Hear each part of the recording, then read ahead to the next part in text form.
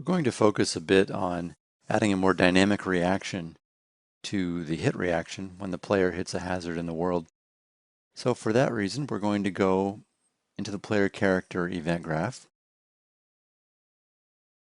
and we're going to add some force to sort of have the player character bounce back when it hits a hazard, bounce away from the hazard. So for that, we're going to get a reference to the character movement component. And we're going to add force directly to that. So we'll drag off of this reference, look for add force. There we go. And we need to apply it in some different vectors, a few different axes. So we're going to split this here to x, y, z. And for z, we're going to go with, let's see, go with that. And for x, we'll go with 2 million. These are just some guess variables here. You can try your own variables for what works for your game. So let's see, we want this to happen right after play from start. So I'm going to expand this a little bit so I can fit this in here. Add force. So now in addition to the hit reaction, we should do a little bounce when we hit things. So let's see what that looks like.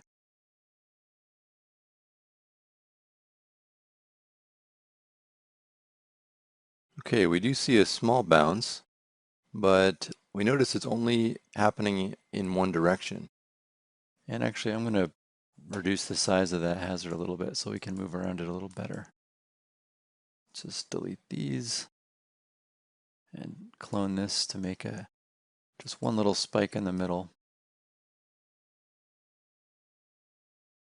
Okay, let's have another look. So I drop in and I bounce in one direction. So we want to be actually bouncing back away from the direction we're facing when we hit the spikes. You can also see well, that was a pretty big bounce there. You can also see that sometimes the bounce is a little too big, which is a little weird. If I land on it, see if I can land on it. There we go. Yeah, the bounce isn't quite looking how we want it to. So we're going to do a couple things here.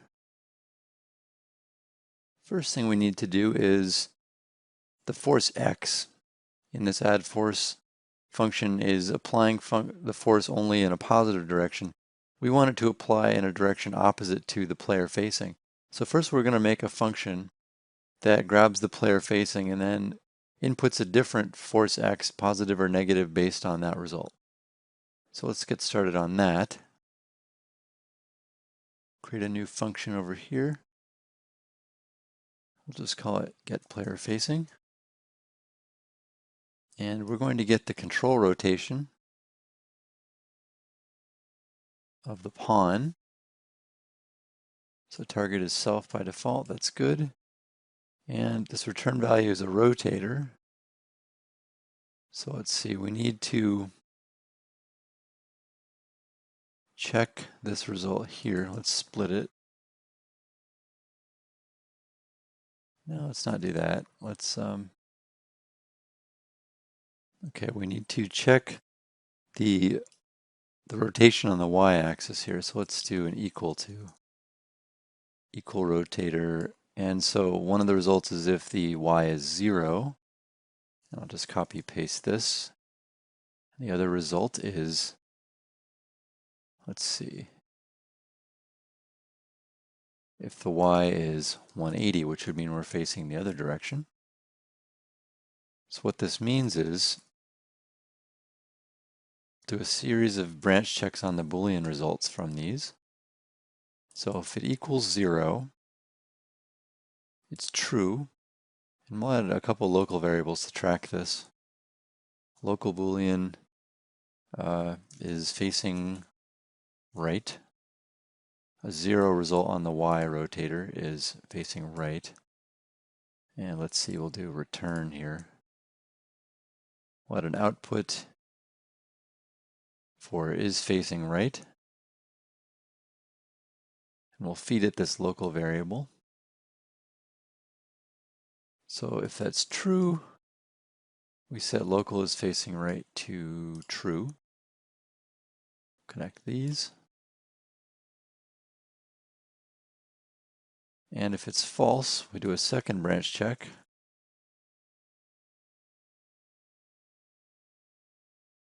This is to make sure, just not that it's not 0, but that it's that the y is 180 on this. And local is facing right. We'll set this here. If this is true, we'll set local is facing right false, meaning it's facing left. Since this is kind of a binary situation we're looking at here. And we'll connect these outputs there. And this to there. And let's see if I can make this a little cleaner. There we go. Okay, so that should check for the facing the way we want it to. We'll insert our new function getPlayerFacing after player start. Let me just make a little more room here. And a little more room yet. I think we need more room than that.